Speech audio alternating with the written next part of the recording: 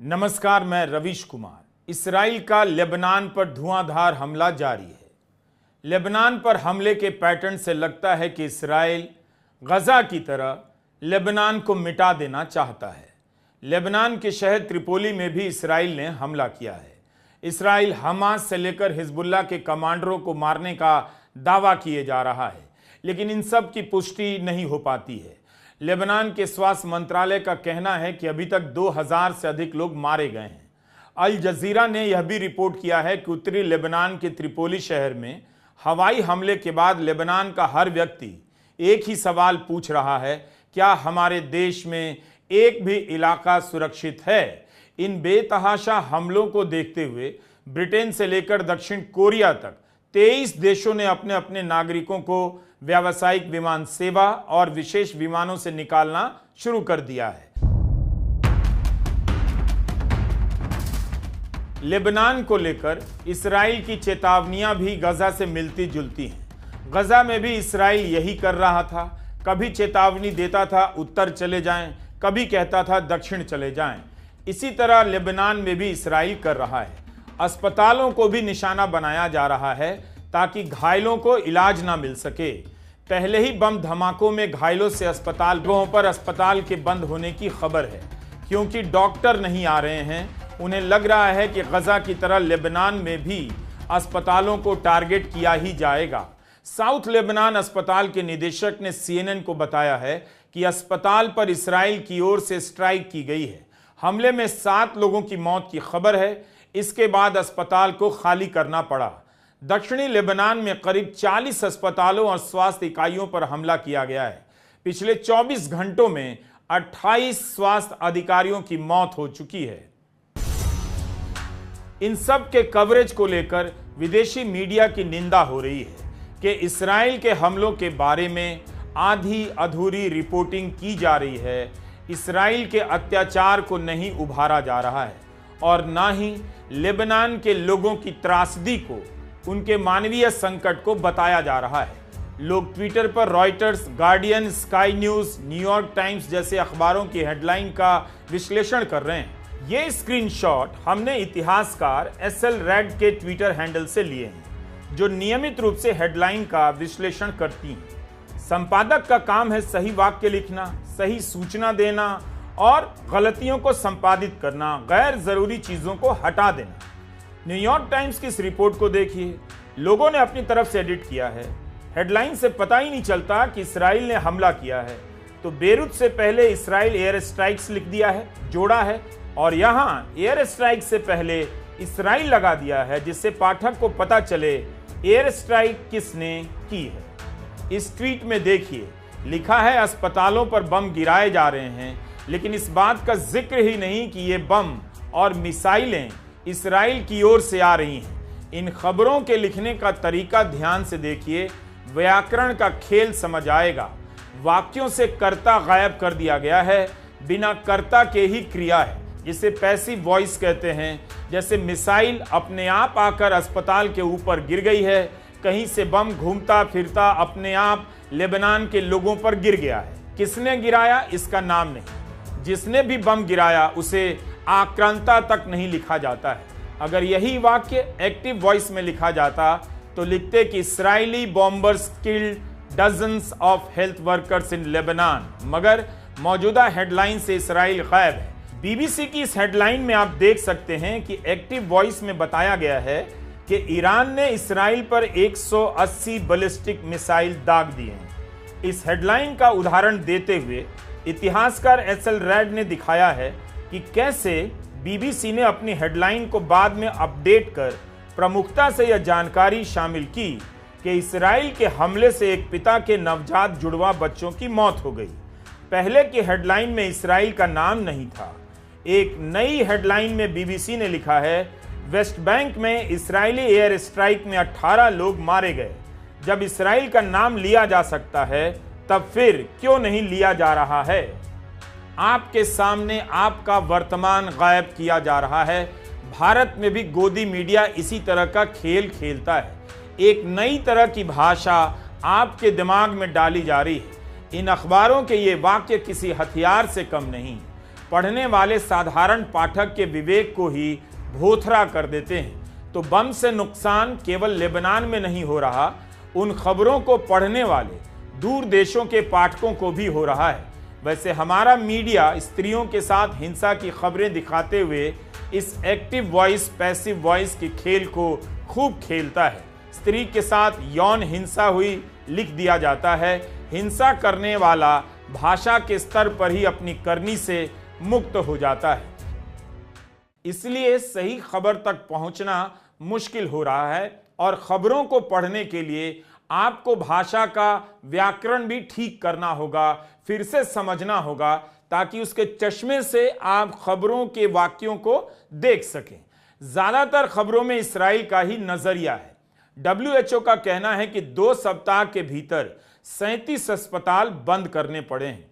BBC के संवाददाता Joel गुंतेर ने रिपोर्ट किया है कि इस्राइल के हमलों के कारण दक्षिणी लेबनान में 4 अस्पतालों को बंद कर दिया गया। जिस तरह से एम्बुलेंस और अस्पतालों को निशाना बनाया जा रहा है, डॉक्टर अस्पताल नहीं आ रहे हैं। इस्राइल ने कहना शुरू कर दिया है अस्पतालों की गाड़ियों से हिजबुल्लाह अपने लड़ाकों और हथियारों को मोर्चे पर पहुंचा रहा है। ठीक यही दलील गजा के समय इस्राइल दे रहा था कि अस्पताल में हमास के लोग छुपे हुए हैं। इन बयानों से और इनकी भाषा से पता चल रहा है इस्राइल लेबनान में गजा दोहराना चाहता है। उसके लिए अपनी इन बातों का कोई मतलब नहीं, उसे बस हमला करना है, बम गिराने हैं। पिछले साल जब गजा के अहली अस्पताल पर इस्राइल ने हमला किया, तब पूरी दुनिया निंदा कर रही थी। अस्पतालों की बात हर जगह हो रही थी, इस बार गायब है। ऑक्सफैम का अध्ययन बताता है कि किसी भी एक साल में इस्राइल की सेना ने जितनी महिलाओं को मारा है, बच्चों की हत्या की है, उतनी तबाही किसी ने नहीं मचाई। न्यूनतम संख्या के हिसाब से भी देखिए तो पिछले 12 महीने में गजा में 11,000 बच्चे मारे गए हैं और 6,000 महिलाएं। हर 3 घंटे पर इस्राइल के बमों ने गजा में स्कूल, अस्पताल और राहत शिविरों को निशाना बनाया गया है, जबकि युद्ध के नियमों के अनुसार इन जगहों पर हमला नहीं किया जाता था। इससे पहले 2016 में इराक के युद्ध में एक साल में 2600 महिलाएं मारी गई थीं। हमने आपको 4 अक्टूबर के वीडियो में बताया था कि अमेरिका के 99 डॉक्टरों ने राष्ट्रपति जो बाइडेन को पत्र लिखा है और उसमें बताया है कि गजा में 1.25 लाख से अधिक लोगों को मार दिया गया है। उस हिसाब से मारी गई महिलाओं की वास्तविक संख्या गजा में 6,000 से भी ज्यादा होनी चाहिए। लेबनान के अस्पतालों की सूचना तो है, मगर वहां की तबाही का कोई चेहरा नहीं जिससे आप जुड़ सकें और समझ सकें। लगता है अस्पतालों पर बम गिराना अब सामान्य हो गया है। युद्ध का यह नया नियम बन गया है, कहीं बम गिराएं ना गिराएं, अस्पताल पर सबसे पहले बम गिराना है। इस्राइल ने लेबनान के अस्पताल को हिजबुल्लाह का कमांड सेंटर बताकर उस पर रॉकेट दाग दी, जिस तर्क से पूरे गजा को निस्तानाबूद किया था। फोरेंसिक आर्किटेक्चर एक इन्वेस्टिगेटिव मीडिया आउटलेट है। ये बचे हुए सबूतों के आधार पर किसी जगह पर होने वाली घटना का विश्लेषण करते हैं। इस संस्था के रिसर्चर जूलिया न्यूएनो गिटार्ट ने जांच कर बताया है कि कैसे इस्राइल ने साल भर में गजा की अलग अलग बेकरी पर टारगेट किया, निशाना बनाया। आर्टिफिशियल इंटेलिजेंस का प्रयोग किया, बेकरियों को टारगेट किया ताकि आसपास लाइन में लगे लोग मार दिए जाएं और बेकरी भी बंद हो जाए, भूखमरी फैल जाए। कुछ मामलों में बेकरी के आसपास वाले इलाके पर बम गिराए जाते थे। संयुक्त राष्ट्र से आटा मिलने के कुछ घंटे बाद एक बेकरी को बम से उड़ा दिया गया। गजा में बेकरी हमेशा से मानवीय सहायता का केंद्र रही है। इस्राइल के हमले के बाद ये सहायता मिलने के और भी जरूरी केंद्र बन गए। बेकरियों पर बढ़ते हमलों ने विस्थापितों और भूखमरी के शिकार लोगों को ज्यादा खतरे में डाल दिया।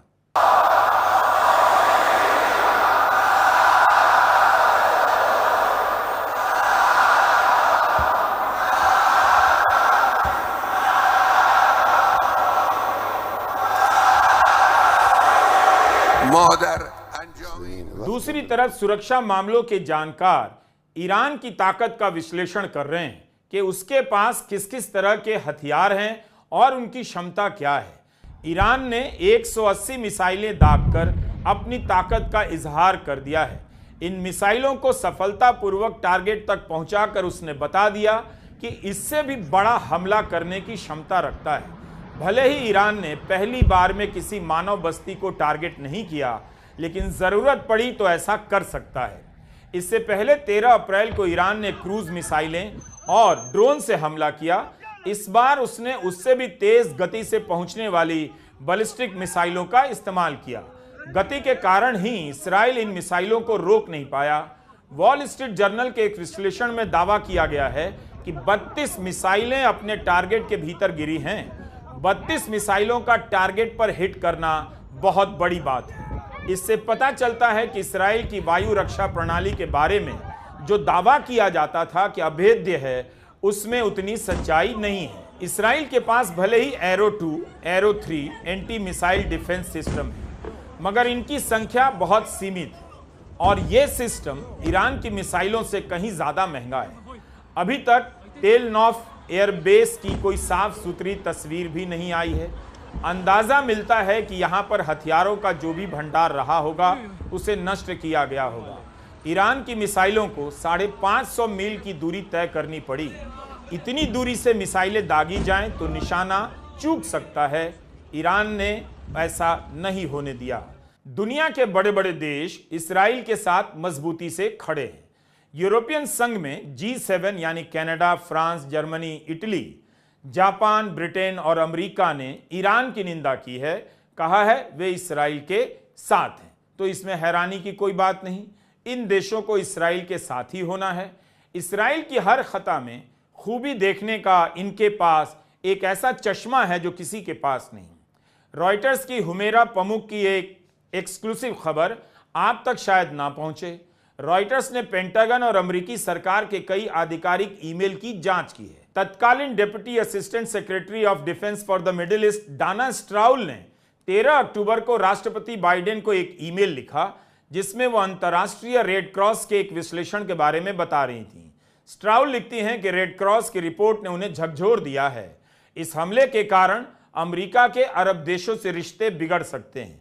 यह रिपोर्ट बताने का प्रयास करती है कि इसी कारण बाइडेन पर यह दबाव पड़ा कि वे फिलिस्तीन को लेकर भी संवेदना व्यक्त करें और गजा की मदद करें। 15 अगस्त को दाना स्ट्राउल न्यूयॉर्क टाइम्स में एक लेख लिखती हैं कि अभी भी समय है मध्य पूर्व में एक विस्तृत युद्ध रोकने का। उसके बाद दिसंबर 2023 में इस पद से इस्तीफा दे देती हैं। इसी संदर्भ में 24 सितंबर की प्रो पब्लिका की एक खबर देखिए। अमेरिकी कानून के तहत यह नियम है कि अगर कोई देश अमेरिकी मानवीय सहायता को जरूरतमंदों तक पहुंचाने से रोकता है तो अमेरिका उस देश को हथियार नहीं दे सकता।